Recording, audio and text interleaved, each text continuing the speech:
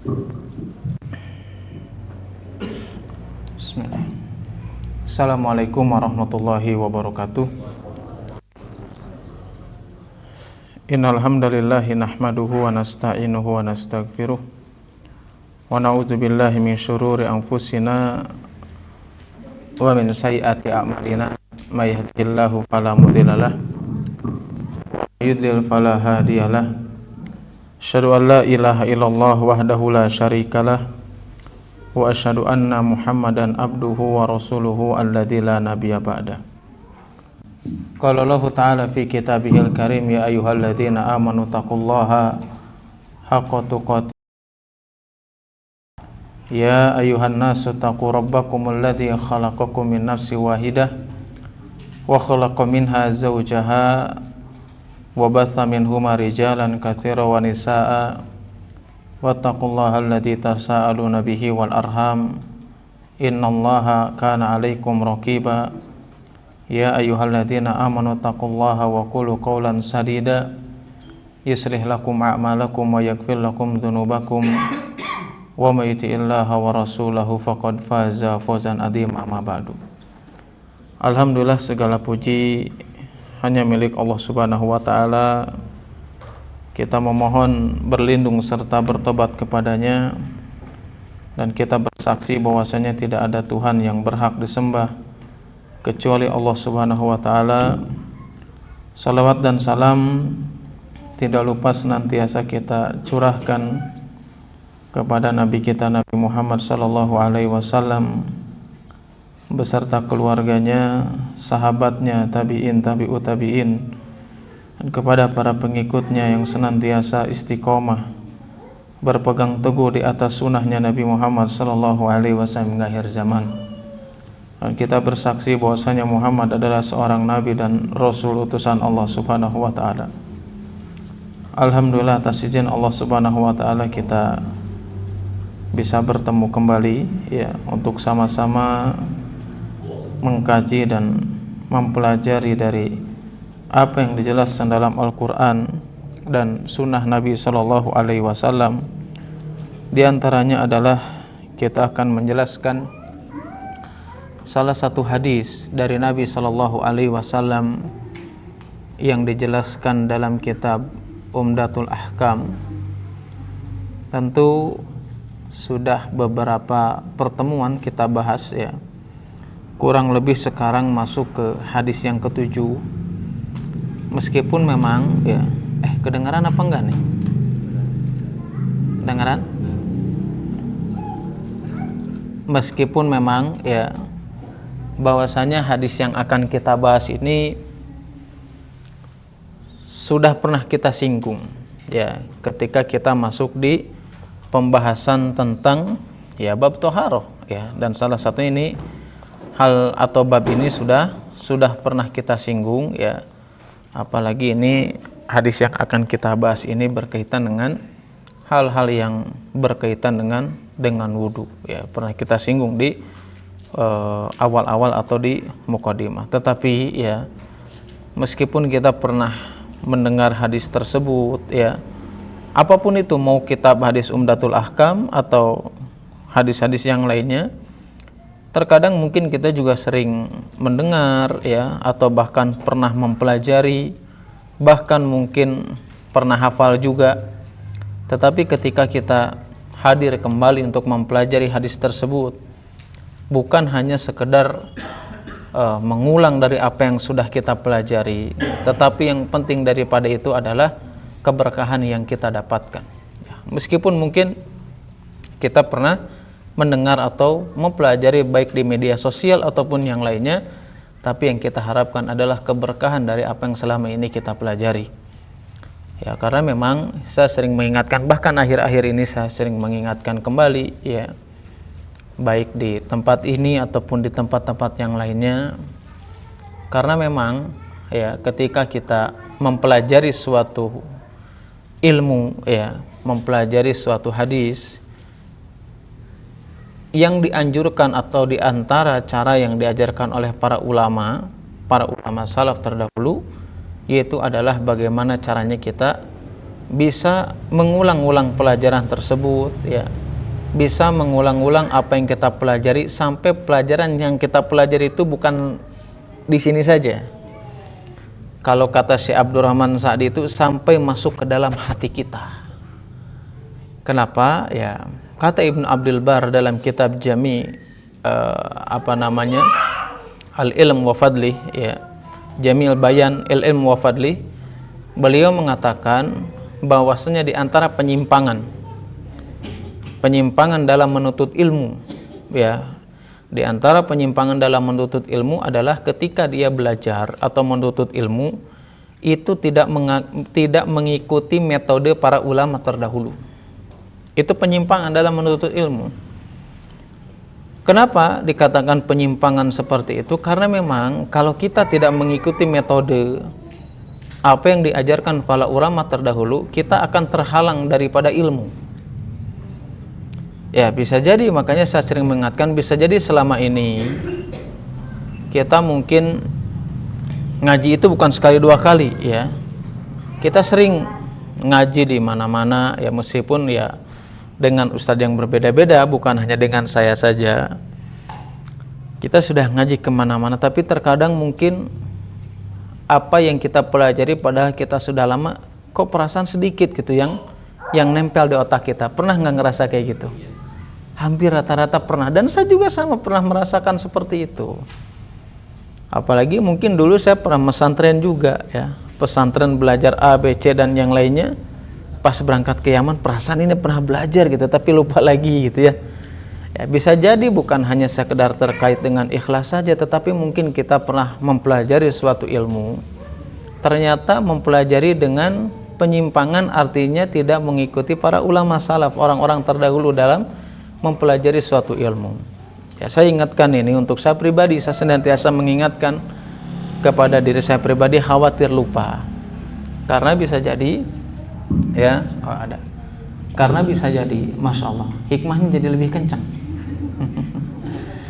Berarti harus mati dulu, ya. Kan saya pernah menjelaskan, ya, pertolongan Allah itu terkadang tidak dengan sesuatu yang kita cintai. Bisa jadi pertolongan Allah itu datang dengan sesuatu yang kita benci. Contoh misalkan kayak tadi mati sesuatu hal yang gak disukai, tetapi apa, Allah mendatangkan pertolongan yang lebih baik setelah mati jadi kenceng. Harus sabar, ya. Kalau kita mendapatkan ujian cobaan, aduh Ustaz, saya tuh udah berdoa kayak gini, tapi kok gak ada pertolongan. Kata siapa? Allah itu kadang memberikan pertolongan sesuai dengan nalar kita, sesuai dengan prediksi atau di luar prediksi kita, atau dengan sesuatu yang kita benci, ternyata itu pertolongan. Ya, benci ini belum nikah juga, benci nikahnya nggak di ini, tapi insya Allah pertolongan itu bakal datang jauh lebih baik daripada apa yang kita pikirkan. Nah, tadi, ya, sebelum kita membahaskan ini, kita membahas hadis. Kemudian, ya, bisa jadi kita terhalang dari ilmu tersebut, ya. Ternyata apa yang selama ini kita pelajari itu kayaknya jadi kabur gitu. Makanya ada sebagian perkataan para ulama, saya lupa antara Sufyan Tsauri dan Hasan Al-Basri, ya. Beliau itu mengatakan apa? Kalau orang menuntut ilmu atau mempelajari suatu ilmu dengan cara borongan, maka dia akan hilang secara borongan juga. Artinya apa? Perkataan di situ menjelaskan kepada kita, ya, kalau kita menuntut ilmu harus, kalau bahasa gaulnya apa, step by step, bahasa gaulnya gitu, ya, biar sedikit gaul. Tahap demi tahap, harus sabar. Ya, bahkan ini juga terjadi pada ikhwan-ikhwan kita, ya. Kadang nggak sabaran kau belajar, oh dengan kitab yang gede aja gitu. Kata siapa? Ini bukan metode para ulama terdahulu. Ulama terdahulu itu mereka dari kitab kecil-kecil dulu, dari kitab hadis-hadis kecil, dari matan-matan yang kecil dulu, sehingga apa? Sehingga ilmunya itu matang. Kalau kita nggak mengikuti metode tersebut, kata Syekh Abdurrahman Sa'di, maka kita tidak akan mendapatkan manfaat daripada ilmu tersebut. Kalaupun ada manfaat, cuman sedikit saja. Makanya ya Ibnu Abdul Bar tadi mengatakan bahwasanya penyimpangan dalam menuntut ilmu itu adalah kita tidak mengikuti metode para ulama. Dan metode para ulama itu dalam menuntut ilmu apa? At-tadarruj. Tadarruj itu apa? Bertahap, step by step tadi, pelan-pelan, nggak apa-apa. Ustadz yang lain mah ini udah pelajaran hadisnya, udah kitab tinggi, biarin. Ustadz yang lain mah pelajaran bahasa Arabnya udah jilid 10 misalnya, biarin, nggak masalah. Ilmu itu, kata Syekh Abdurrahman Sa'di, kalau kita dari dasar pelan demi perlahan itu, dari step by step, itu yang akan menjadikan seseorang itu memiliki kekokohan dalam masalah ilmu. Pondasi yang kuat dalam ilmu adalah step by step. Gak mungkin kita bangun rumah langsung, bangunan mungkin gak mungkin langsung kenteng gitu, karena kenteng mahal, hijina 50.000 gitu, tanpa pondasi mungkin gak mungkin. Ya, makanya apa, dibangun dari tahapan-tahapan sedikit-sedikit, dari kitab-kitab kecil, kitab ringan, ya. Gak usah gengsi. Misalkan saya tahu di sini ada bahasa Arab, ini mah bahasa Arabnya saya pernah belajar, gak usah. Udah kita pelajari saja. Karena itu kita pondasi.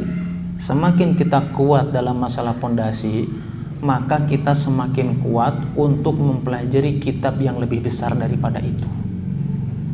Kita akan lebih mantap lagi untuk mempelajari ilmu yang lainnya. Artinya apa? Memerlukan kesabaran dan konsisten ketika kita belajar. Di antara metode para ulama terdahulu bukan hanya tadarruj saja yang dijelaskan Syekh Abdurrahman Sa'di rahimahullah ta'ala. Dalam kitab Fatwa Sa'diyah, beliau mengatakan apa? Bahwasannya ilmu yang bermanfaat adalah ilmu yang bisa menghidupkan hati atau mensucikan hati, bisa mensucikan ruh, dan berbuah apa? Yaitu adalah berbuah dari ilmu tersebut apa? Kebahagiaan, kebaikan dunia ataupun akhirat. Ilmu apa itu? Ilmu yang datang daripada Rasulullah SAW, hadis, tafsir, bahasa Arab, ya, atau ilmu agama yang lainnya. Dan pesan yang terakhir beliau mengatakan apa? Maka sebaiknya bagi kita untuk menghafalkan dari ilmu yang kita pelajari, baik lafaz-lafaznya, definisi-definisinya, itu harus kita hafalkan. Kalaupun kita tidak mampu untuk menghafalkan secara rinci tentang lafaz dan definisinya, maka tugas bagi kita adalah untuk mengulang-ulangnya sampai ilmu tersebut masuk ke dalam hati kita masing-masing.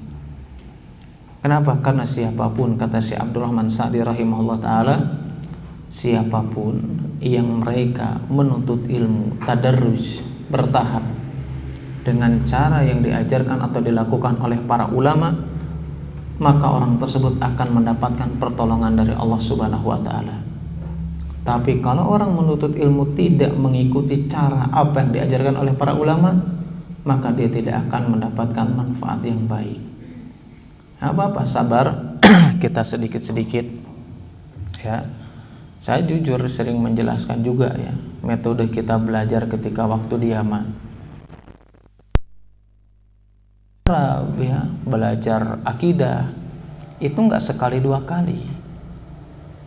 Hampir rata-rata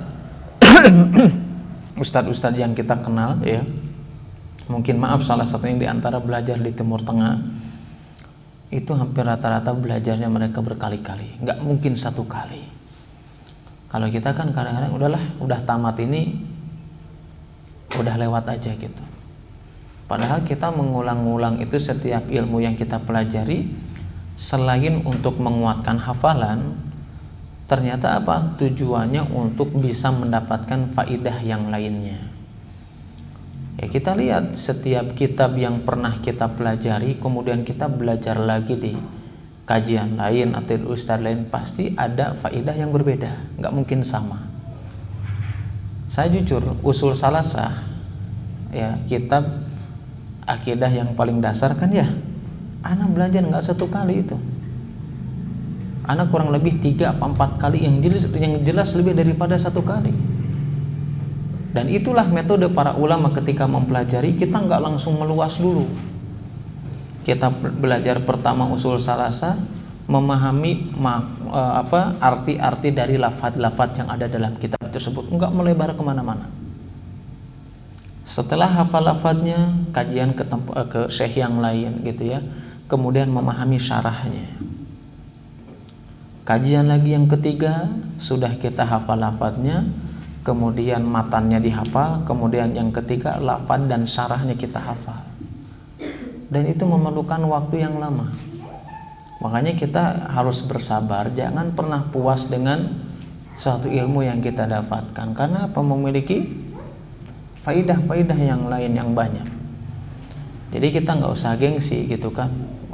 Perasaan belajar kemarin, belajar misalkan baru tamat Umdatul Ahkam, nah apa atau ngiring deh pantos belajar, nggak masalah, kita belajar lagi. Kalau nggak kayak gitu kita sulit ya untuk bisa mendatangkan faidah ilmu itu supaya apa? Supaya membuahkan kebaikan kepada diri kita masing-masing. Harus bertahap. Dari kitab-kitab kecil, dari matan-matan kecil, dan itu harus kita lakukan. Bukan urusannya kita belajar itu mau jadi ustadz dan bukan ustadz, bukan.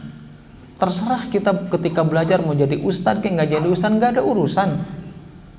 Tapi kita belajar sebagai kewajiban supaya kita bisa ibadah dengan baik. Kenapa? Karena agama, karena syariat itu semuanya adalah dihafal, nggak mungkin nggak dihafal. Ya, nggak mungkin syariat itu semuanya dihafal. Ya, kita tahu hukum A, hukum B, kenapa? Karena kita hafal. Kita tahu gerakan sholat, bacaan sholat, karena itu semuanya dihafal. Meskipun mungkin ya tingkat menghafal kita mungkin berbeda-beda, enggak masalah. Yang penting kita berusaha bagaimana caranya kita mendapatkan kebaikan dari ilmu yang kita pelajari. Ya, kita pelajari dengan baik. Artinya jangan pernah bosan dengan ilmu yang selama ini kita pelajari, yang pernah kita hafal, yang pernah kita tahu. Kenapa?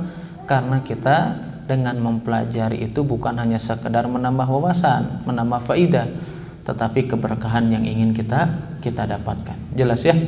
Apalagi ya dijelaskan oleh para ulama, seorang yang alim rabbani, ulama yang alim itu tidak mungkin seseorang menjadi alim kecuali terkumpul pada dirinya tiga hal. Yang pertama apa? Dia paham ilmu dengan yakin. Yakin di sini difahami apa enggak? Kenapa bisa yakin? Karena dia paham dengan ilmunya. Dia memahami ilmu yang dia pelajari. Yang pertama tahapannya ilmu yakin, dia memiliki keyakinan yang kuat dengan ilmunya. Yang kedua apa? Dia mengamalkan dengan keyakinan tersebut. Dan yang ketiga, maka dia mengajarkan dari apa yang dia yakin dari ilmu tersebut. Maka dia seorang alim rabbani. Ya, kalau dia belum memiliki hal tersebut, ya belum sampai derajat kepada seorang yang alim. Ya, karena alim itu terkumpul dari tiga hal tadi. Memiliki ilmu yang sangat kuat, ya, tertanam dalam hatinya, seperti tadi dikatakan Syekh Sa'di. Gak mungkin bisa tertanam hatinya, masuk ke dalam hatinya, kecuali salah satunya selain dia memahami adalah menghafalkannya atau mengulang-ulangnya. Yang kedua, mengamalkan dari ilmu yang diketahuinya. Dan yang ketiga, mengajarkan dari ilmu yang dia pelajari dan amalkan, maka dia menjadi seorang alim yang rabbani. Ya, kita masuk ke hadis yang ketujuh ya.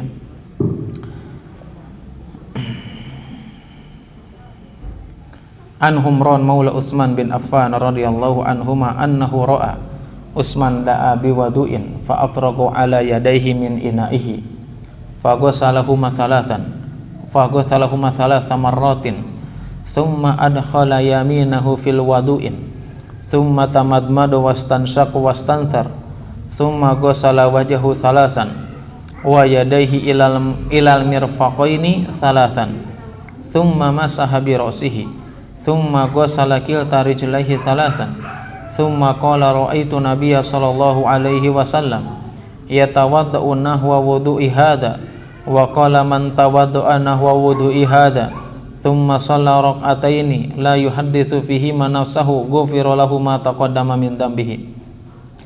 Dari Humran maula Utsman ya, atau Humran ini mantan budak ya. Dari Humran bin Utsman bin Affan. Kalau Utsman bin Affan sudah kita pahami siapa itu, sahabat Nabi SAW khalifah setelah siapa? Setelah Utsman apa setelah Abu Bakar? Setelah Umar, ya. Jangan salah.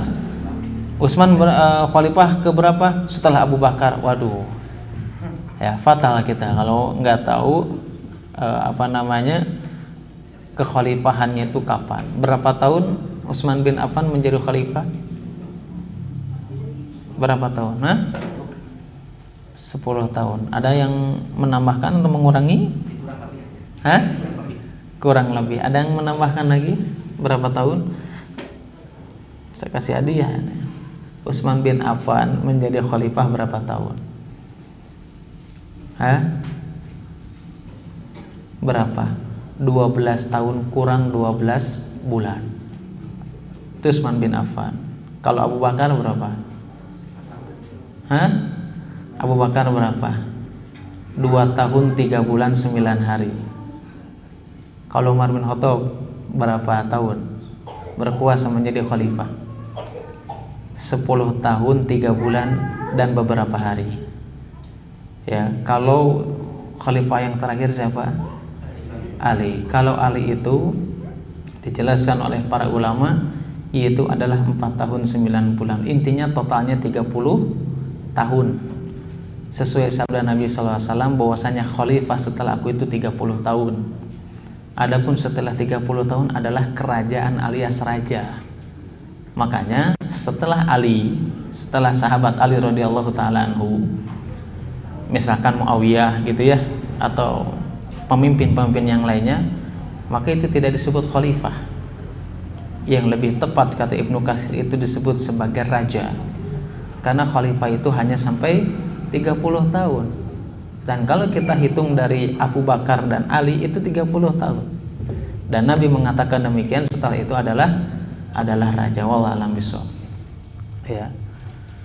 Kemudian radhiyallahu an Humran maula Utsman bin Affan radhiyallahu anhuma annahu rawa Utsman da'a biwadu'in. Bahwasanya Humran ini ra'a Utsman. Ra'a itu apa artinya bahasa Indonesianya? Lagi belajar bahasa Arab kan sedikit-sedikit kita ya, biar sedikit menambah mufrad. Bahasa Arab harus diulang-ulang. Ya, kalau kita nggak banyak ngomong berarti harus banyak mengulang dari pelajaran. Ya, sedikit-sedikit nggak apa, meskipun di Pangalengan ngomong bahasa Arab emang haram nggak kan? Ya sesama kita ngobrol gitu ya, bahasa Arab sedikit-sedikit terserah. Untuk sementara yang penting itu berani dulu deh.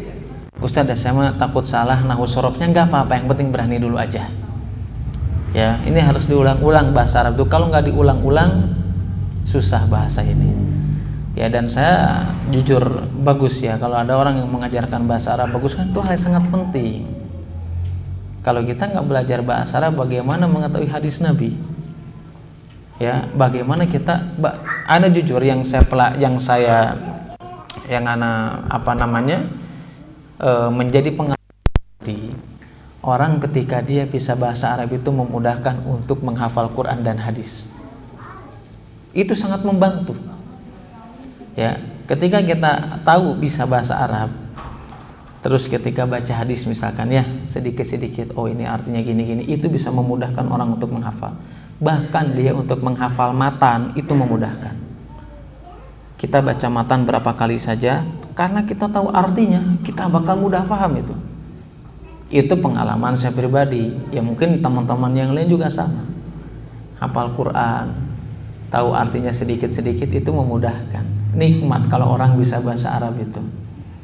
Orang ngomong kita paham, itu kenikmatan luar biasa, nggak perlu diterjemahin lagi.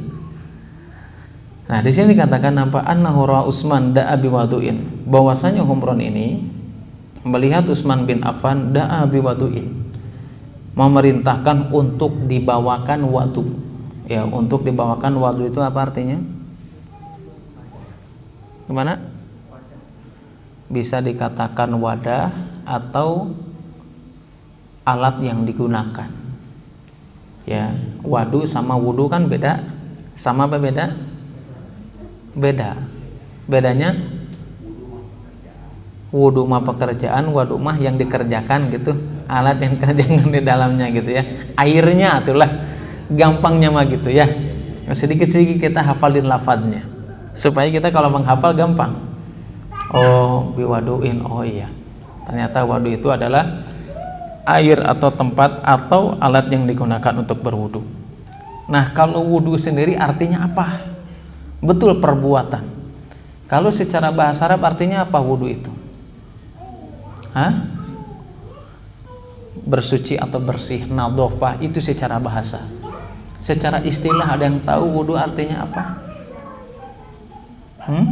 Wudu secara istilah, kan kalau bahasa Arab itu mesti gitu ya.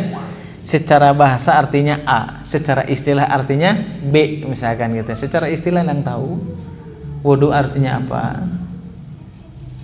Menggunakan air yang suci dan mensucikan untuk apa? Untuk mencuci apa? Wajib wudu apa aja? Wajib wudu apa aja? Tangan, terus apa lagi? Kepala. Tangan ini atau tangan ke siku? Tangan ini dulu, itu wajib wudu ya. Ini, nah, terus wajah, terus apa lagi? Terus ilal marafiq, terus apa lagi? Kepala. Dicuci atau diusap? Usap. Ini istilah cuci usap ini harus paham juga. Jangan ketukar. Kalau tangan dicuci apa diusap? Dicuci, bukan diusap. Makanya apa, ketika sering kita melihat jamaah haji dan umroh ya, karena pas tawaf sieun batal, takut wudunya jauh, maka disemprot pakai spray. Boleh apa enggak? Boleh apa enggak? Hah? Enggak boleh, asal banyak airnya. Ulama sebelah sana gimana pendapatnya? Hah? Boleh, secara mutlak boleh. Pertama, yang dijelaskan oleh para ulama itu adalah boleh, tapi dengan syarat. Ketika mencuci tangan harus ada air yang mengalir. Kenapa? Karena tangan itu bukan diusap tapi dicuci. Jadi kalau ada yang mencemprotan cuman gini jang, itu bisa dipastikan nggak ngalir airnya. Bagaimana caranya? Gimana caranya semprot ke tangan baru dicuci, airnya harus mengalir. Karena apa? Dari hadisnya, dari ayat yang kita ketahui dalam surat Al-Maidah ataupun hadis Nabi yang lainnya, tangan itu adalah dicuci, bukan diusap. Makanya harus ada air yang mengalir. Kembali lagi, tadi apa? Wajibnya wudu mencuci tangan, terus kepala, tangan sampai siku, terus apa lagi? Hah? Mencuci kaki, sampai di situ saja wajibnya. Kenapa harus paham tentang itu? Kita tahu rukun wudu atau wajib wudu adalah sesuatu yang ada dalam wudu, yang apabila seseorang meninggalkan sengaja ataupun tidak sengaja, maka wudunya tidak sah. Ya. Tapi yang harus kita garis bawahi bahwasannya wajib atau rukun wudu itu sebetulnya ada 4. Mencuci, makanya saya tadi nanya mencuci tangan ini atau sampai ke siku. Kalau mencuci tangan ini hampir ijma, kesepakatan para ulama, itu bukan bagian daripada wajib, adalah sunnah. Itu adalah sunnah. Kita tahu dalam surat Al-Maidah ayat ke-6 apa? Fagsilu wujuhakum, kemudian apa? Wa aydiyakum ilal marafiq, terus wamsau birusikum, terus warjilakum. Berapa biji atau berapa macam? 4. Itu wajibnya wudu yang nggak boleh kita tinggalkan, ya, yaitu apa? Mencuci wajah, kepala sama telinga, kemudian tangan sampai siku, dan kaki, itu wajib. Makanya kita dulu sempat ya beberapa tahun ke belakang ada orang yang berwudu dengan air mineral dengan aqua, tapi bisa cukup. Gimana caranya? Salah satunya bisa hanya hal-hal yang wajib saja. Pas wudu langsung wajah, langsung mengusap, langsung ini pastikan pasti cukup airnya. Nah kadang kan kalau sebagian kita, nah ini bisa cukup gitu, jangan-jangan ada yang kurang nih. Air yang kadang ada di medsos itu bukan yang gede itu berapa gram? 200 mili ya. Ada yang gelas ya. Kenapa bisa cukup? Kalau kita perhatikan, dia gerakannya hanya yang wajibnya saja. Wajib dalam wudu saja. Yaitu apa? 4 hal tadi. Meskipun untuk memasukkan air ke dalam hidung itu apa bahasa Arabnya dalam istilah wudu apa? Istinsyaq. Kalau kumur-kumur madmado. Ini harus garis bawahi. Madmado itu dalam bahasa Arab artinya apa? Memasukkan air kemudian menggerakkannya, alias dikemuka, bahasa ininya dikumur-kumur. Berarti kalau ada orang yang wudu masukkan airnya gitu hungkul gitu ya, maka dia tidak termasuk madmado.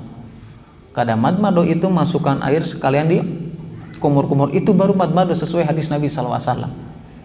Nah, memasukkan air ke dalam hidung, mengeluarkannya, kemudian madmado, itu memang ada perselisihan para ulama. Sebagian ulama hukumnya adalah sunnah, sebagian ulama adalah hukumnya wajib. Siapa yang menghukumi wajib? Salah satunya adalah di antara pendapat Imam Ahmad bin Hanbal adalah wajib. Sebagian ulama selain daripada Imam Ahmad, maka mereka berpendapat hukumnya sunnah. Kenapa? Karena hadis Nabi SAW ada sebuah hadis mengatakan bahwasanya di antara sunnah Nabi itu yang 10, salah satunya adalah berkumur alias madmado. Tetapi mereka menilai bahwasanya sunnah di sini artinya bukan sunnah secara fikih. Kalau sunnah secara fikih apa artinya? Sunnah itu kan ada secara fikih, secara pemahaman ahli hadis, ada juga secara pemahaman ahli tauhid.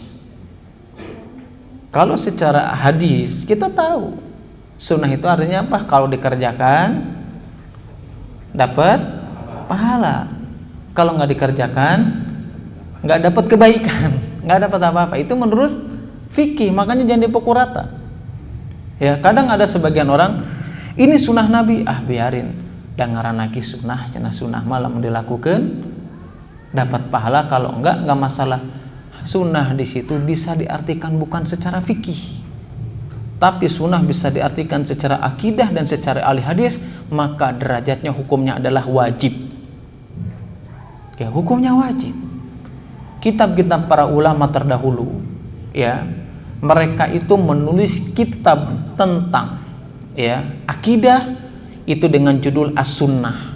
Menunjukkan apa? Akidah sunnah apa wajib? Wajib, dengan judul sunnah. Menunjukkan sunnah menurut siapa? Para ulama ahli akidah. Atau misalkan Al-Barbahari punya kitab Syarhu Sunnah, di dalamnya berbicara tentang akidah, yang itu adalah sebuah kewajiban yang harus kita lakukan. Nah, para ulama mengatakan pendapat selain daripada Imam Ahmad, mengatakan bahwasanya sunnah Nabi SAW yang 10 diantaranya adalah berkumur-kumur ketika wudhu. Ini adalah sunnah versi fikih, tetapi ini dibantah oleh ulama lain. Sama siapa? Sama Imam Ahmad atau ulama yang sependapat dengan Imam Ahmad. Sunnah di situ adalah bukan sunnah arti secara fikih, tetapi sunnah di sini adalah artinya thoriqoh, adalah jalan yang diajarkan oleh Nabi SAW. Maka para ulama berpendapat di antara pendapat Imam Ahmad dan yang lainnya, maka hukum berkumur dan memasukkan air ke dalam hidung hukumnya adalah wajib. Dan ini juga dipahami oleh siapa? Oleh ulama-ulama zaman kita, ya, yang memahami bahwasanya itu adalah wajib. Ini perselisihan para ulama. Kenapa ada orang yang mengatakan sunnah? Karena yang rukun wajib dalam wudhu itu adalah mencuci wajah.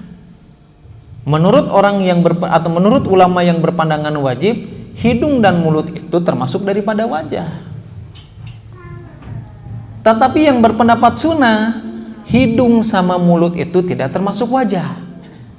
Kenapa? Karena namanya juga wajah, alias wajah itu adalah sesuatu yang nampak. Sedangkan hidung yang dalam dan mulut di dalam itu nampak apa enggak? Enggak nampak. Maka dia tidak termasuk sebagai wajah. Ini perselisihan para ulama, kita lapang dada saja. Masya Allah. Ada jinnya apa Pak? Ya, kita lapang dada. Ya, ada yang mengatakan sunnah ataupun ada yang wajib ketika kapan? Ketika memasukkan air ke dalam mulut madmadho atau masukkan air ke dalam hidung, namanya istinsak, dan mengeluarkannya apa namanya? Istinsar. Itu mengeluarkan air dari hidung atau mulut itu namanya istinthar. Ya, makanya karena di sini perbedaan para ulama, ya, wajah itu yang nampak, akhirnya apa? Disitulah muncul hukum. Hukum apa? Hukum bagi orang yang memiliki jenggot. Dua hukum di sana. Kalau jenggotnya kayak saya ini masih kelihatan dagunya, maka wajib hukumnya ketika wudhu harus airnya itu masuk ke dalam dagunya karena wajahnya nampak dan terlihat. Tetapi kalau ada orang yang jenggotnya lebat, maka ketika dia mencuci jenggotnya, maka hukumnya sunnah harus masuk ke sela-sela. Kenapa? Karena dagunya sudah tertutup dan itu tidak termasuk bagian daripada wajah. Jelas sampai di sini? Mudah-mudahan tidak pusing ya. Sebenarnya saya pengen simple aja ngejelasin, tapi ya gimana harus kita sampaikan. Ya, jadi intinya tadi yang wajibnya wudhu itu apa aja? 4. Udah hafalin aja surat Al-Maidah ayat ke-6, udah itu aja. Gampangnya itu. Ayat ke-6 apa? Wajah, mencuci wajah, kemudian kepala sama telinga, tangan sampai sikut, dan kaki sampai mata kaki. Meskipun ya di sini juga sama ada perbedaan para ulama tentang mencuci tangan dan kaki. Kalau anak pribadi pernah menyaksikan beberapa kali ada orang yang wudhu ketika mencuci kakinya itu sama betisnya, sampai betis. Dan yang disayangkan itu apa? Pas wudhu baru dibuligir. Ah, itu gimana? Jadi pakai sarung, si sarung nanti ditilapkan sampai si pahanya kelihatan. Ayo gimana? Keliru kalau kayak gitu ya. Ustaz gimana itu sampai betis gitu, boleh apa enggak? Ada orang juga mencuci tangannya sampai apa ini? Apa ini? Ya sampai ini lengan ya. Sampai lengan. Ini diantara madhab Syafi'i, tapi para ulama mengatakan ini pendapat yang lemah. Kenapa? Karena hadis Nabi SAW itu kan menjelaskan dari umatku ini yang mereka berwudu, atau tanda umatku pada hari kiamat itu wajahnya bercahaya min asaril wudu, karena bekas wudunya, ya kan? Itu hadis dari Abu Hurairah. Ya, nampak nanti di hari kiamat nanti umatnya Rasulullah itu bisa dilihat dari bekas wudunya bercahaya, wajahnya, tangannya, kakinya. Dalam hadis Abu Hurairah itu di akhir daripada hadis tersebut mengatakan barang siapa yang bisa memanjangkannya. Kalimat memanjangkan ini dipahami Imam Nawawi, dipahami oleh para ulama dari kalangan madhab Syafi'i, yaitu memanjangkan kalau wudu sampai kadir.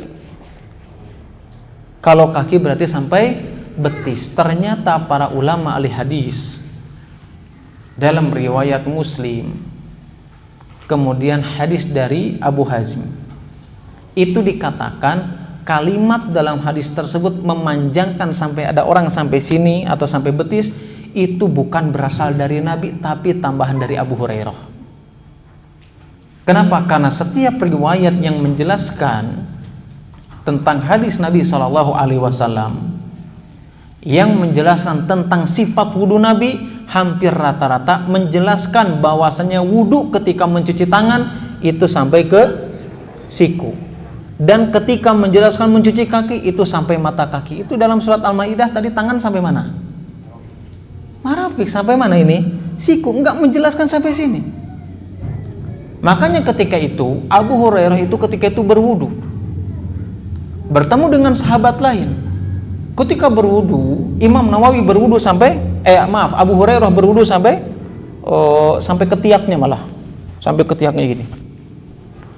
Kemudian ditanya oleh para sahabat, "Ya Abu Hurairah, kamu wudu melakukan seperti ini?" Kemudian kata Abu Hurairah, "Ternyata kamu ada di sini. Kalau seandainya kalau seandainya aku tahu kamu ada di sini, aku tidak akan melakukannya." Kenapa? Karena aku berwudu ini karena perhiasan umatnya Nabi SAW. Ketika berwudu adalah perhiasannya sampai ke apa ini? Sampai ke tadi itu apa bahasa Indonesianya? Ini.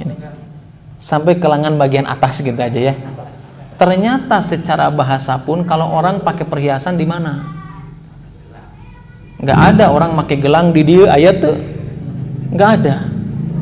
Atau orang misalkan maaf ya menggunakan perhiasan perempuan misalkan ya, itu di betisnya gitu. Ada nggak? Nggak ada. Dan secara definisi orang menggunakan perhiasan pasti di bawah sini. Di sini kan? Kalau di sini mungkin ada nggak, Pak? Ada mungkin sebagian ya. Karena gelangnya badag Pak jadi di dia. Jadi mereka tinggali emasna gitu. Ada ya mungkin ya. Nah, makanya apa? Ini dibantah oleh para ulama. Ternyata kalimat hadis Nabi SAW yang mengatakan bahwasannya umat Rasulullah itu dilihat dari bekas wudunya, kemudian ada tambahan sebarang siapa yang bisa memanjangkan, ternyata itu bukan berasal dari Nabi, itu berasal dari kata siapa? Abu Hurairah radhiyallahu taala anhu. Maka apa? Bisa disimpulkan, kalau yang saya pahami ya, maka bisa kita simpulkan bahwasanya pendapat yang kuat ketika berwudu mencuci tangannya hanya sampai sini saja. Sampai apa? Siku. Dan pendapat yang kuat ketika mencuci kaki itu sampai mata kaki saja. Jelas Pak? Jelas ya? Mudah-mudahan bisa dipahami. Kemudian dalam hadis ini juga ketika Humron mengatakan aku melihat Utsman bin Affan memerintahkan mengambil air. Kemudian apa? Faghasalahuma thalatha marratin. Kemudian mencuci ya kedua tangannya itu tiga kali. Apa faidah yang bisa kita ambil? Ya meskipun memang hukumnya sunnah, faidah yang bisa kita ambil kenapa mencuci tangan sebanyak 3 kali? Faidahnya, hikmahnya adalah untuk menjaga air yang akan kita gunakan untuk wudu selalu dalam keadaan suci. Makanya dicuci dulu tangannya. Bisa jadi tangannya apa? Kotor atau memegang sesuatu, bisa misalkan mengandung sesuatu yang najis, makanya dicuci dulu. Sebanyak berapa? 3 kali sebelum tangannya dimasukkan ke dalam ember lah ya. Nah itu bisa dikatakan ember atau tempat air. Pertama, hikmahnya untuk apa? Untuk menjaga kesucian air tersebut. Hikmah yang kedua, kenapa tangannya yang harus dicuci? Karena tangan inilah yang nanti digunakan untuk mengambil air kemudian mengusap kepada anggota tubuh yang diwajibkan dalam berwudu tersebut. Jelas Pak? Ini faedahnya. Kemudian ya, di sini juga kita tidak menemukan, nanti ada hadis ke-8 juga hampir sama ya tentang wudu. Di sini juga kita tidak menemukan bahwasannya ketika Humran melihat Utsman bin Affan melakukan wudu yang dilakukan Nabi SAW, tidak ditemukan riwayat yang mengatakan bismillah. Tadi ada kata bismillah apa enggak? Bismillah kemudian mencuci tangan enggak ada. Dan ini menjadi perselisihan para ulama. Mengucapkan bismillah ketika berwudu ya. Memang di sana ada riwayat Nabi SAW mengatakan apa? La wudu'a liman yadhkur ismallah. Seseorang itu tidak dikatakan berwudu kecuali mengucapkan bismillah. Kalau secara zahir hadis tersebut kita lihat seolah-olah bahwasanya bismillah itu sebagai syarat sahnya. Ternyata pendapat yang benar bahwasanya bismillah itu bukan syarat sahnya, tetapi adalah hukumnya sunnah, bukan sesuatu yang wajib. Meskipun Syekh Albani rahimahullahu ta'ala, kemudian juga Imam Syaukani dan ulama-ulama yang lainnya, mereka berpendapat membaca bismillah adalah hukumnya wajib. Tetapi di antara pendapat yang kuat, membaca bismillah adalah hukumnya sunnah. Ya hukumnya adalah sunnah. Bagaimana dengan hadis tadi mengatakan bahwasanya ya tidak dikatakan dia berwudu sebelum mengucapkan bismillah. Tidak dikatakan berwudu di sini bukan sebagai tafsirnya itu, sebagai maknanya itu bukan batal wudunya, tetapi apa? Kurangnya sempurna. Kurangnya apa? Sempurna, karena memang di sana selain ada wajib dan rukun wudu, ada sunnah-sunnah wudu. Apa aja sunnah wudu selain bismillah? Sunnah wudu selain bismillah apa aja? Selain bismillah, mencuci tangan, sama lagi kumur-kumur dan memasukkan hidung sebagian pendapat. Apalagi mendahulukan yang kanan. Kenapa? Karena hadis Aisyah. Nabi SAW mengatakan apakah Nabi SAW tayammunu. Ya, Nabi SAW itu senantiasa menggunakan menggunakan bagian kanannya. fi tanaulihi wa tarajulihi wa fi kulli sya'nihi. Nabi itu mencintai atau senantiasa mendahulukan bagian kanan ketika menggunakan sendal, ya. Kemudian dijelaskan dalam hadis tersebut ketika menyisir dari kanan dulu. Meskipun mau digolep ya sunnahnya dari kanan dulu. Ini yang dilakukan Nabi sallallahu alaihi wasallam, itu sunnahnya bagian kanan. Berarti sunnahnya apa tadi? Baca bismillah. Apa barusan? Cuci tangan, kumur, masukkan air ke dalam hidung sebagian pendapat. Terus apa lagi barusan? Mendahulukan kanan. Terus apa lagi? Ada yang kurang nggak? Masing-masing 3 kali atau 2 kali. Kalau lebih boleh? Tidak boleh. Bahkan Imam Nawawi mengatakan sebuah kebid'ahan kalau ada orang yang wudhu 4 kali, 5 kali. Ada yang kayak gitu banyak. Saya punya saudara kayak gitu. Terus itu kan, jika nama kurang ya. Padahal wajibnya 1 kali. 2 atau 3 itu adalah sunnah. Terus apa lagi sunnahnya?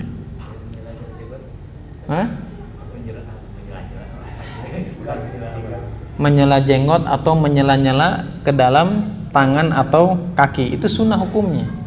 Kan kita wudu biasanya, maaf ya, wudu gini ya, itu sunnah hukumnya. Dalam sebuah hadis Nabi sallallahu alaihi wasallam yang diriwayatkan Abu Daud dan yang lainnya, di situ kan dijelaskan ya bahwasanya fatakhala baina asabi, yaitu adalah menyela-nyela jari jemari baik tangan ataupun kedua kaki. Yang kedua adalah Nabi sallallahu alaihi wasallam yukhallilu baina lihiyataihi, yaitu Nabi sallallahu alaihi wasallam sunnahkan untuk apa? Menyela-nyela jenggotnya. Apalagi sunnah daripada wudu? Tertib. Terus apa lagi? Membaca doa ya. Terus apa lagi? Sunnahnya. Yang gimana? Tertib itu urutan. Apa lagi satu lagi? Sunnah ketika berwudu. Nah, kita harus tahu ya, apalagi kita nanti mempelajari tentang kitab atau bab toharoh itu masih berkaitan semuanya. Emang nanti pas kita menjelaskan tentang mandi janabah nggak dijelasin wudu? Dijelasin juga, ya kan? Makanya kita harus tahu kalau seandainya nanti pas mandi janabah gitu, yang wajib-wajibnya saja apa saja gitu, yang sunnah-sunnah saja apa aja, kan kita harus tahu juga. Dan ini semua hal yang berkaitan satu dengan yang lainnya. Makanya apa? Nah, ini kadang ada sebagian teman-teman kita ya, sahabat kita, kadang kalau kita berbicara agama itu berbicara tentang sesuatu yang bukan bidangnya tapi dibahas gitu ya, membicarakan para ulama, mentahdir para ulama. Padahal kalau ditanya wajibnya wudu sama sunnahnya wudu masih balelol gitu ya. Ada orang mentahdir ulama, dia mau gini, ulamanya gini. Udah, kita mah tugas kita belajar aja. Ya kita harus tahu. Ya udah, kalau harus tahu coba apa sunnah wudu. Bingung nanti dia. Apa wajibnya wudu? Ini hal yang sangat penting tapi banyak orang yang melupakannya. Di antara sunnah yang lainnya adalah apa? Menggunakan siwak ketika berwudu. Makanya Nabi sallallahu alaihi wasallam dalam sebuah hadis yang riwayatkan Imam Ahmad dan yang lainnya, "Lau an asyuqu ala ummati la amartuhum bisiwak ma'akuli wudu." Kata Nabi SAW mengatakan apa? Kalau seandainya tidak memberatkan untuk umatku, maka aku akan memerintahkan kepada umatku untuk bersiwak ketika dia hendak wudu. Tapi Nabi tidak memerintahkannya, berarti adalah sunnah. Dan ini yang harus kita ketahui sebelum kita berbicara tentang hal yang lebih jauh lagi. Sebelum kita membicarakan sesuatu hal yang bukan bidangnya kita di situ. Jangan pernah disibukkan kita dengan permasalahan antara ulama dan yang lain. Udah, kita tugas kita belajar saja. Udah, wudu itu pelajarin dulu saja. Ya, kalau tentang wudu nggak usah jauh-jauh, tentang sunnah dan wajibnya sudah tahu. Ya alhamdulillah gitu. Bukan berarti kita juga harus berbicara tentang sesuatu yang tidak kita ketahui. Jelas Pak? Jelas ya? Kenapa mengusap telinga? Kalau mengusap telinga yang ana ketahui itu bagian daripada kepala. Mengusap kepala, ana telinga itu di sini. Kan batasan wajah itu mana? Sini aja. Dari halis dari sini. Wajah. Dari mana batasan wajah? Hah? Ya, dari mulai tumbuh rambut sampai ke dagu. Ini secara horizontal apa vertikal? Di sini. Kalau ke belakang sampai ke sini nih. Sampai tumbuhnya rambut di belakang itu batas kepala. Dan telinga, hampir kebanyakan para ulama itu termasuk daripada bagian kepala. Wallahu a'lam bishawab. Ya, jadi kalau kita berpendapat sunnah, anak pribadi tidak mengikuti pendapat itu. Kenapa? Karena itu bagian daripada kepala. Makanya berarti kita sudah tahu sekarang sebelum kita menjelaskan lebih jauh. Apa tadi definisi wudu secara istilah? An-nadhafah secara bahasa adalah kebersihan. Secara istilah apa?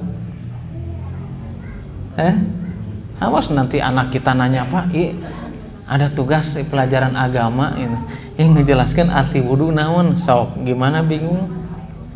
Padahal anak kita tahu, kita sering ngaji gitu ya. Mana harga diri kita, wibawa kita depan anak kita ya. Nya pokoknya mah wudu mah eta we nu koneng sok wudu ta eta masa kayak gitu. Ya, kan beda orang yang berilmu dan tidak orang yang tidak berilmu. Berarti secara istilah, kenapa saya menjabarkan dulu supaya mudah memahami definisinya. Kadang kan kita memahami definisi ketika sudah disyarah, kan begitu. Makanya disuruh dijelaskan apa? Bahwasannya wudu itu secara istilah apa? Menggunakan air suci dan mensucikan untuk mencuci apa? Anggota wudu atau wajib wudu yang berapa? Yang 4. Awas gara-gara gini jadi 5. Ya, berarti belum yakin ilmunya itu. Tapi mau jadi alim harus yakin ya. Harus yakin kan, pengen jadi alim semuanya ya. Alim apa alim? Alim ya. Kalau jadi alim nggak hafal-hafal, ada alim ngapalkeun kan? Gitu ya. Berarti apa? Menggunakan air suci dan mensucikan. Saya nanya dari definisi tersebut. Air yang bisa digunakan untuk berwudu atau bersuci ada berapa? Saya sebutin dulu, berarti air sumur, air sungai ini udah nih 2. Yang lainnya apa? Air hujan, terus air es, salju lah ya. Terus apa lagi? Apa lagi? Air kopi bisa? Air kopi suci loh, bisa apa enggak? Tidak bisa, tapi karena dia tidak mensucikan. Saya mau Ustaz ada sultan di Pangalengan, jadi wudunya pakai susu, boleh enggak? Boleh apa enggak? Suci loh susu sapi. Enggak, karena tidak mensucikan. Nah, berarti yang suci mensucikan itu apa aja? Tadi saya sebutkan air sumur, terus air sungai, air salju, terus air hujan, terus air mata air, terus apa lagi? Genangan air. Apa lagi? Genangan air dari mana biasanya? Datang sini apa dari hujan? Apa lagi ini? Embun ya. Berarti ada berapa semuanya? Ada 7. Ya, ada 7. Itu jenis air suci dan mensucikan. Air yang bisa digunakan untuk bersuci, salah satunya wudu. Meskipun memang jenis air itu terbagi menjadi berapa? 4 ya. Yang pertama suci dan mensucikan atau disebut dengan air yang mutlak. Yang kedua suci dan mensucikan tapi makruh. Apa itu? Namanya air musyammas. Air yang berada di satu tempat kemudian panas karena kena matahari, itu makruh meskipun suci dan mensucikan. Air yang ketiga ya, itu adalah air suci tetapi tidak mensucikan. Apa itu air apa? Air mustakmal. Air mustakmal itu air apa? Air yang sudah dipakai meskipun ya nanti itu ada bidangnya. Ini sebagai gambaran, meskipun nanti ada sedikit perbedaan para ulama. Yang keempat air apa? Air apa? Najis. Ya, air yang najis. Air yang najis itu yang apa? Ya jelas yang tidak suci. Kenapa bisa najis itu? Kenapa? Hah? Karena terkena sesuatu hal yang bisa membuat najis. Gitu aja ya. Santai ini, slow ya. Slow, di-enjoykan saja ya, santai. Jangan terlalu kaku ya. Kalau kita tegang nanti bingung ya. Santai aja, nggak apa-apa. Yang nggak bisa juga nggak suruh berdiri, enggak. Ya kalau dulu ya, saya jujur nih ya, ketika di Yaman itu hal yang menakutkan itu ketika kajian umum sama Syekh ditunjuk ditanya, itu bebannya berat. Kenapa? Karena kita tahu ribuan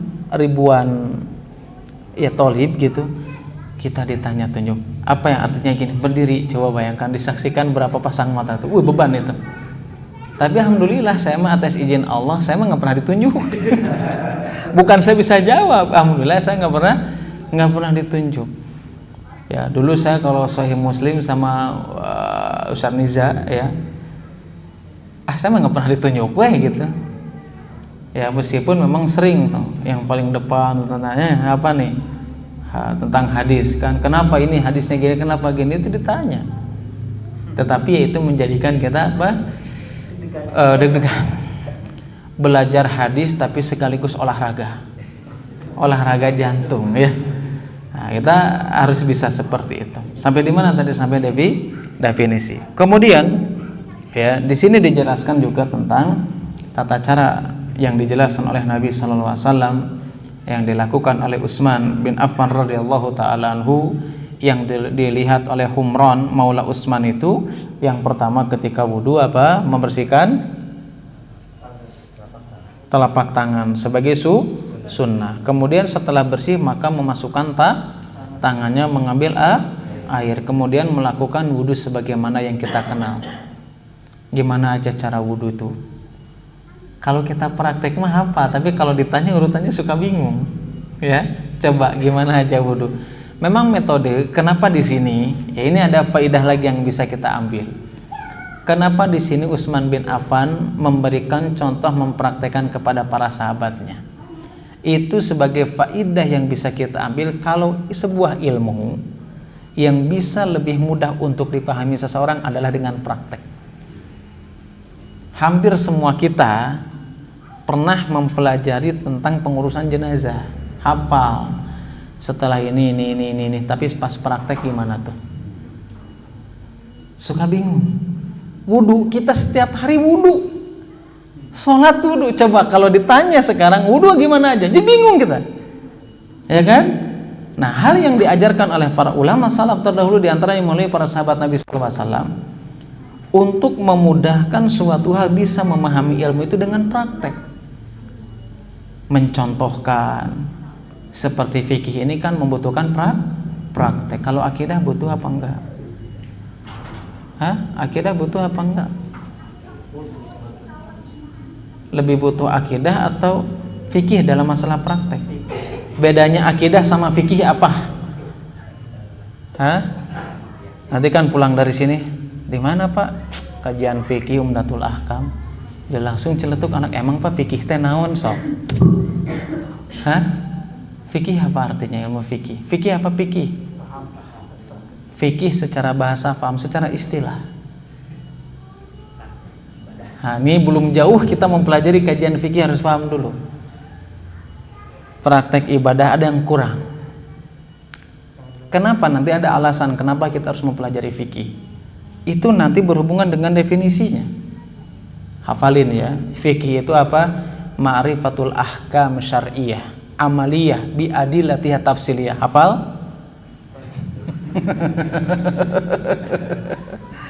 Fikih secara syariat itu artinya apa? Bahwasanya ma'rifatul ahkam syar'iyah, dia mengetahui hukum-hukum secara syar'i. Berarti mengetahui hukum secara syar'i adalah dalil yang bersumber daripada Al-Quran dan Sunnah Nabi SAW. Ketika ada sebuah ilmu yang tidak bersumber daripada Al-Quran dan Sunnah, maka dia bukan syar'i. Contohnya apa? Yang tidak bersumber daripada Al-Quran dan Sunnah. Ilmu apa? Ilmu apa Pak? Ilmu kuat di kadek. Ada nggak dalilnya? Nggak ada. Itu bukan ilmu syar'i itu. Berarti kalau bukan ilmu syar'i, ilmu apa tuh? ilmu bid'ah ya. Nah, jelas lah, nggak ada yang mencontohkan. Memahami hukum secara syar'i dalil daripada Al-Quran dan Sunnah apa? Yang berkaitan dengan apa? Amaliyah. Berarti amaliyah itu adalah sesuatu hal yang berhubungan dengan perbuatan kita. Makanya fikih kenapa membutuhkan praktek? Karena berhubungan dengan amaliyah kita yang harus kita ketahui. Berarti kalau fikih itu ilmu yang berkaitan amaliyah, berarti akidah berhubungan dengan apa? Dengan keyakinan, dan tidak berhubungan dengan amaliyah. Paham sampai di sini? Nah, ini harus kita pahami dulu sebelum kita jauh mempelajari lebih jauh lagi. Ini Umdatul Ahkam tuh banyak hadisnya. Jangan sampai kita hafal hadisnya, sudah mempelajari jauh, celetuk pertanyaannya bukan hadisnya, nanya tentang arti fikih aja. Makanya membutuhkan praktek. Kayak nanti di sini ada bab janaiz, kita praktek. Tentang sholat itu harus dipraktekkan. Tentang wudhu harus kita praktekkan. Kenapa? Karena itu supaya bisa memudahkan kita untuk bisa memahami apa yang diajarkan Nabi SAW. Maka kalau kita tahu definisinya fikih itu mempelajari hukum-hukum secara syar'i, maka alasan mempelajari fikih itu apa? Tujuannya supaya kita beribadah sesuai dengan syariat berdasarkan dalil daripada Al-Quran dan Sunnah. Itu tujuan belajar fikih. Supaya apa? Kita beribadah, sholat, ya, wudhu dan yang lainnya, apa yang kita lakukan itu sesuai dengan dalil syariat. Makanya belajar fikih supaya beribadah itu di atas dalil, bukan di atas dongeng, bukan di atas sangkaan. Ya, nanti kalau di atas dongeng tobros si masjid nih. Ya, kenapa ada guru saya katanya bisa tembus nih sampai kalau nggak disuruh turun nanti atapnya bolong tuh. Itu bukan berdasarkan dalil, berdasarkan apa? Dongeng. Ya, berdasarkan dongeng anak kecil, dan itu bukan syariat namanya.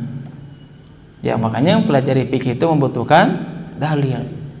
Nah, itu harus kita pahami. Kalau pelajaran fikih apa aja? Berkaitan dengan apa aja fikih itu coba? Fikih ini berkaitan ibadah aja. Berkaitan dengan apa aja? Muamalah. Muamalah itu apa? Muamalah apa muamalah? Aktivitas apa aja? Nah, fikih itu pertama hal yang berkaitan dengan ibadah. Hal yang berkaitan dengan ibadah apa? Tadi wudu, toharoh, sholat, zakat, haji, ini berkaitan dengan ibadah. Yang kedua berbicara tentang muamalah. Muamalah itu kalau secara arti bahasa itu berhubungan dengan manusia. Berhubungan dengan manusia itu ada dua. Ada yang berkaitan dengan harta dan ada yang berkaitan dengan tidak harta. Kalau berkaitan dengan harta salah satunya apa? Jual beli. Kalau berkaitan tidak dengan harta apa? Apa? Salah satunya bisa, atau salah satunya adalah sebagai menjadi wakil, jaminan, saya ini menjamin urusan bapak dengan si itu. Berhubungan dengan harta? Enggak juga. Makanya kalau kita berbicara habis daurah apa Pak? Daurah muamalah. Itu kurang tepat. Kenapa? Karena muamalah itu masih umum. Kalau kita berbicara tentang jual beli dan lainnya, saya habis daurah muamalah maliyah. Muamalah yang berhubungan dengan harta, salah satunya jual beli.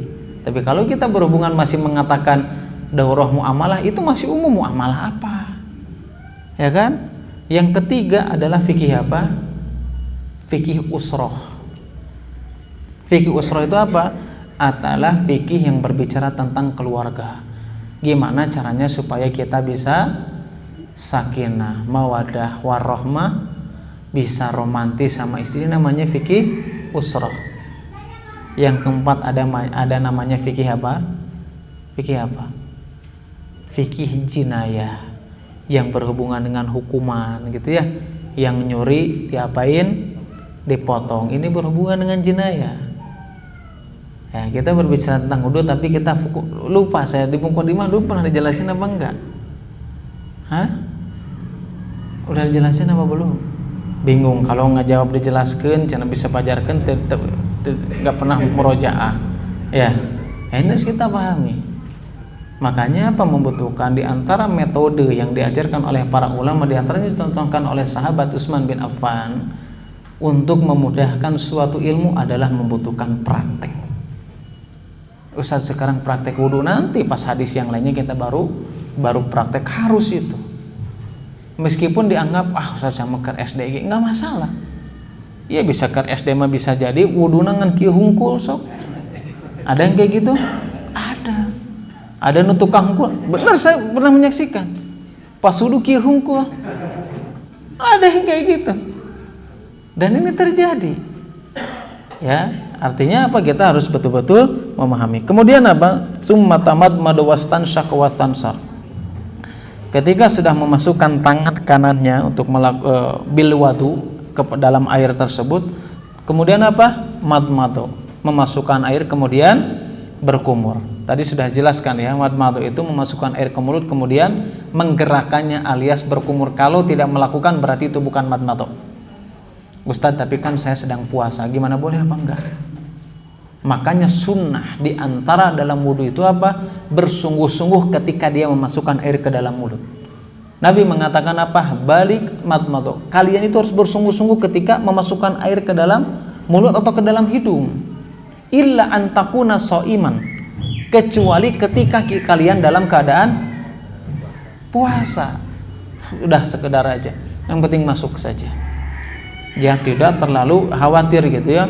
Kumur-kumur bari ngalamun tungtungna kata lagi bahaya nanti ya.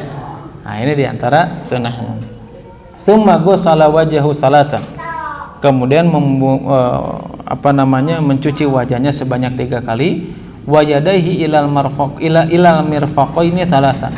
Mencuci tangannya sampai siku sebanyak 3 kali. Di sini para ulama itu menjelaskan mencuci tangan sebanyak 3 kali sampai siku ini tidak ada dalil yang jelas atau secara tegas apakah dari sini dari ini bawah mungkin ya, apakah dari bawah ke atas atau atas ke bawah, nggak ada dalil yang tegas menjelaskan dari mana mulainya. Maka ketika tidak ada dalil yang tegas menjelaskan dari mana mulainya, berarti apa? Kalau ada orang berwudu mulainya dari sini dulu, dari siku kemudian ke bawah, maka para ulama mengatakan membolehkan. Yang jelas batasannya siku. Ada orang yang dari sini dulu, silakan aja. Karena tidak ada dalil tegas yang menjelaskan dari mana mulainya. Yang jelas di situ batasannya mencuci tangan sampai siku batasannya. Ini jelasan oleh para ulama. Kemudian apa? Tsumma masaha bi ra'sihi. Kemudian mengusap kepalanya. Berarti kalau mengusap di gimana tuh? Disapu saja. Enggak memerlukan air yang banyak. Kalau menggunakan air yang banyak berarti itu mencuci. Pas wudu, pas sirahna langsung gitu tah. Itu namanya mencuci. Ya, meskipun sebagian ulama ada yang memakruhkan. Karena apa? Mengusap ya, gini aja. Itu cukup kugayung kanu keran gitu ya. Ada yang kayak gitu. Karena dalam hadis itu mengusapnya. Tsumma ghasala kilta rijlaihi thalathan. Kemudian ya mencuci kedua kakinya sebanyak 3 kali. Tsumma qala ra'aitu nabiyya sallallahu alaihi wasallam yatawaddau nahwa wudu'i hadza. Kemudian beliau mengatakan bahwasanya aku melihat Nabi sallallahu alaihi wasallam yatawaddau berwudu nahwa wudu'i hadza. Nahwa berarti artinya apa? Bisa seperti, bisa arah, makanya nahu itu apa? Nahu. Udah belajar nahu belum? Masih percakapan ya? Nah, baguslah belajar percakapan dulu ya, tidak dipusingkan dengan nahu. Nahu itu bisa diartikan seperti atau menuju ya, bisa menuju. Di sini katakan artinya adalah bahwasanya aku melihat Nabi SAW berwudu nahwa wudu'i hadza, seperti wuduku ini. Kemudian dikatakan apa? Wa qala man tawadda'a nahwa wudu'i hadza, dan barang siapa yang dia berwudu seperti wuduku ini, tsumma shalla raka'ataini, kemudian salat 2 rakaat, la yuhaddisu fihima, kemudian dia tidak berbicara di dalamnya. Berbicara di sini alias salatnya khusyuk. ghufira lahu ma taqaddama min dzambi, maka orang tersebut akan mendapatkan ampunan dari Allah Subhanahu wa taala dari dosa yang telah lalu atau yang pernah dilakukan. Nah, perlu kita pahami, mendapatkan ampunan di sini bukan hanya sekedar setelah wudu salat tungkul, tetapi harus khusyuk. Makanya Sa'ad bin Mu'adz radhiyallahu taala anhu, beliau mengatakan bahwasanya ada 3 sifat. Yang 3 sifat ini menunjukkan tentang kepribadianku. Apa itu? Yang pertama adalah ketika aku sholat, aku tidak pernah membisikkan jiwaku kecuali apa yang dibaca ketika sholat. Ya. Kemudian apa lagi? Yang kedua, ya, ketika aku mengerjakan sholat jenazah, maka tidak ada yang aku lakukan atau bisikan jiwa kecuali apa? Kecuali daripada yang aku baca. Itu diantara apa? Sifat yang dimiliki Sa'ad bin Mu'adz sebagai bentuk kehusyuan. Bahkan ada sahabat Nabi SAW. Di situ Bashir, ya, beliau mengatakan atau dijelaskan bahwasanya beliau itu pernah dalam keadaan sholat, kemudian pingsan tapi dia nggak sadar.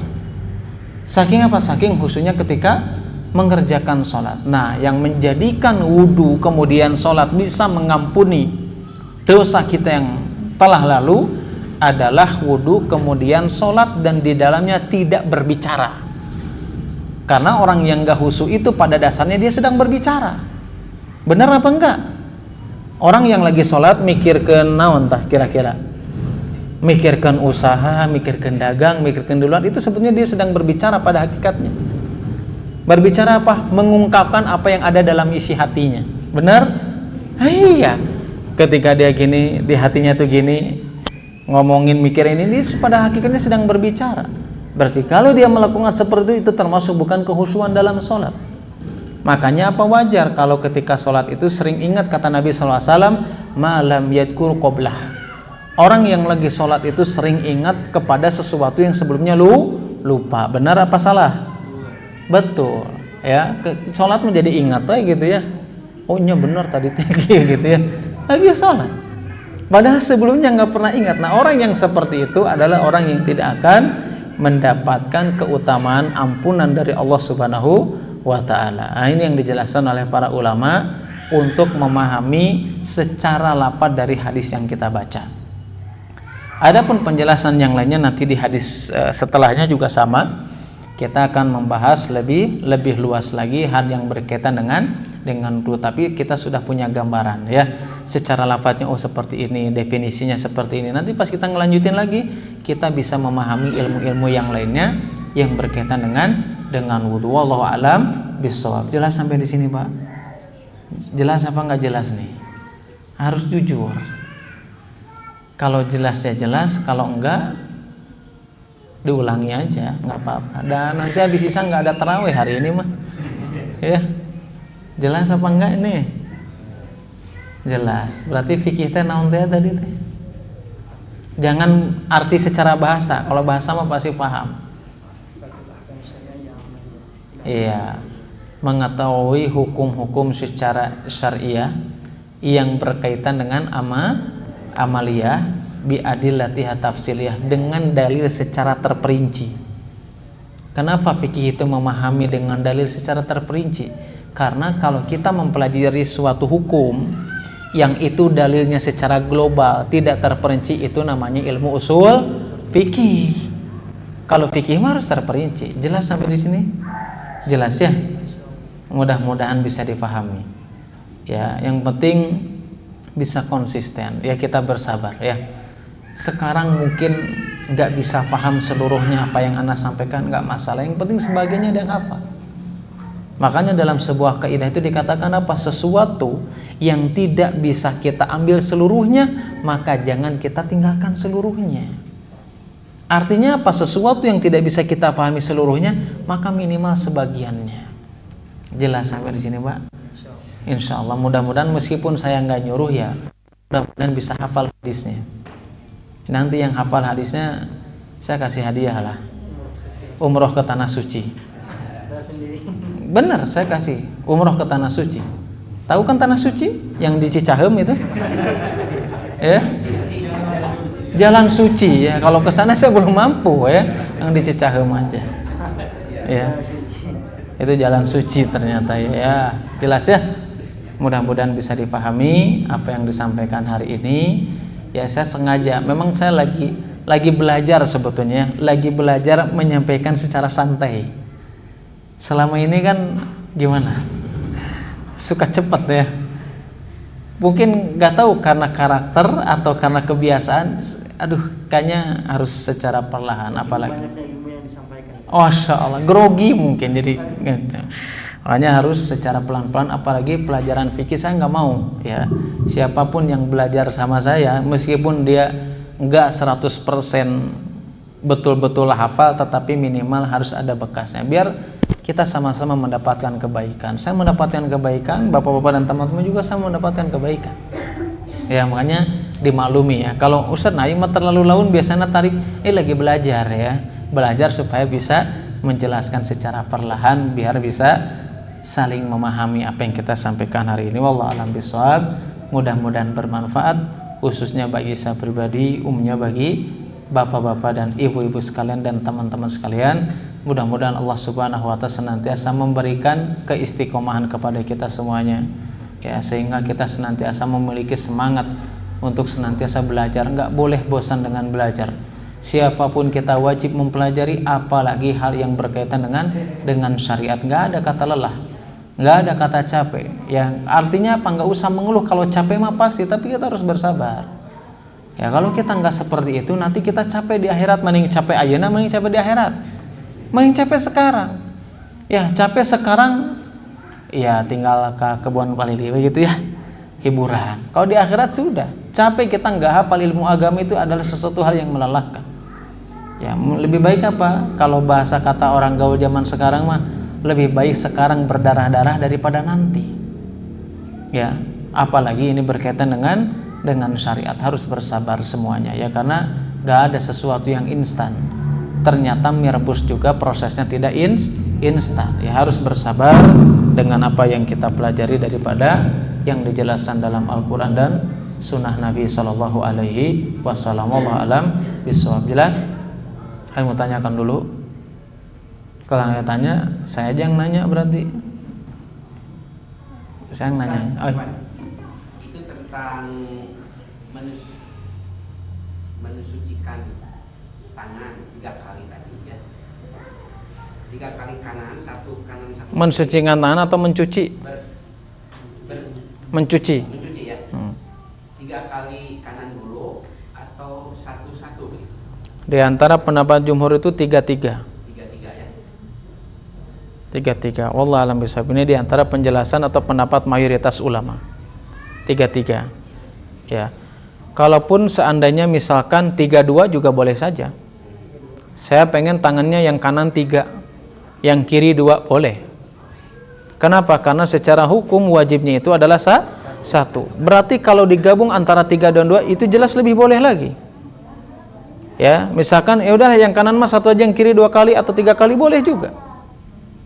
Ya, karena hukum asalnya adalah wajibnya 1. Tetapi pendapat jumhur ulama adalah 3-3 ya. Kanan dulu 3 baru kiri 3. Kapan dihitung menjadi satu hitungan adalah ketika sudah sempurna. Kalau belum sempurna misalkan ya karek setengahna misalkan, itu belum dihitung 1. Kapan dihitung 1? Ketika sudah sempurna sampai sini berarti itu sudah 1. Sama ketika mencuci kaki juga. Ya, jadi kalau kita tahu bahwasanya hitungan 1 itu atau hitungan terbilang itu sudah sempurna, jadi maaf ya kalau wudhu itu pas kakina nakaran dikiekeun hungkul gitu. Ada yang kayak gitu, ada. Pas kakina kiekeun hungkul, yang penting basi. Harus sempurna dulu. Ya harus sempurna dulu, maka itu sudah termasuk atau terbilang. Wallahu a'lam bishawab. Ketika wudhu, karena pernah diajarkan waktu kecil membasuh leher gitu. Kalau wudhu dari Iya, karena membasuh leher tadi sama, itu diantara sebagian ulama Syafi'i dengan kalimat tadi memanjangkan. Iya, memanjangkan. Kalau Abu Hurairah tadi sampai ke tiaknya, Maka karena tadi memanjangkan wudhu tersebut, jadi kepala sampai ke dia tah, sampai ke leher, sini basah. Pas ini sampai ke sini misalkan, ini sampai betis. Tetapi ternyata itu hadisnya lemah karena itu tambahan dari Abu Hurairah, bukan dari Nabi. Allah alam bisa. Tentang air wudhu yang tadi terkena sinar matahari kan terhitung makruh, itu apakah sampai hangat atau hanya terkena sinar saja? Dan untuk berwudhu dengan air hangat seperti di tempat yang ini, bagaimana? Maka para ulama menjelaskan memang di situ adalah terkena matahari. Secara dohir ya berarti terkena matahari, meskipun sebagian ulama mengatakan sampai hangat. Ya, tetapi di situ mencukupkan adalah ketika terkena matahari, mau dia hangat ataupun enggak, wallahu a'lam bishawab. Yang jelas secara dohirnya adalah terkena matahari, tapi pada dasarnya terkadang meskipun sebentar terkena matahari itu pasti ada rasanya ya, meskipun nggak hangat-hangat banget gitu, wallahu a'lam bishawab. Ya, nah nanti karena di situ sebagian ulama berpendapat makruh, nanti itu nyambungnya kepada air yang menggunakan water heater. Ya, sebagian ulama, nah nanti ini dijelaskan ya. Sebagian ulama mengatakan, bagaimana Ustadz misalkan karena ya contoh sekarang di Pangalengan ya. Kalau saya pribadi pantangan bagi saya mah ya, wudhu di Pangalengan gitu ya, kan tiis gitu ya. Gimana kalau seandainya menggunakan air hangat tersebut, boleh apa enggak? Kalau misalkan itu darurat dengan air dingin bisa jadi sakit dan yang lain, maka ini membolehkan karena di situ derajatnya bukan haram, statusnya sampai makruh. Makanya dari sebagian ulama, bagaimana kalau dengan air hangat atau matahari? Sebagian ulama ada yang membolehkan, kenapa? Karena statusnya itu makruh bukan haram. Ya wallah alam bisawab ya. Jelas Pak? Jelas ya. Mudah jelasnya apa, bala-balanya apa nauna ya. Ya mudah-mudahan kita dimudahkan dan diberikan pemahaman yang baik oleh Allah Subhanahu wa taala. Subhanakallahumma wa bihamdika asyhadu an la ilaha illa anta astaghfiruka wa atubu ilaik. Assalamualaikum warahmatullahi wabarakatuh.